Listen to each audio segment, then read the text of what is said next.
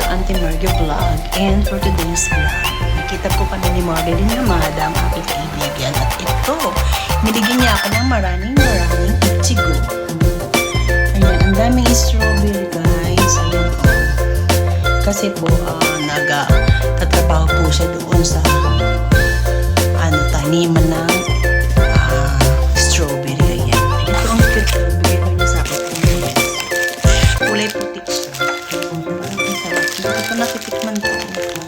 Grabe, puti siya. Puting strawberry. Ayan. Ang bango.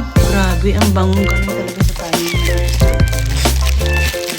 Sabi niya kasi sa akin, bibigyan daw niya ako ng strawberry. Kaya yan guys, ang dami. So,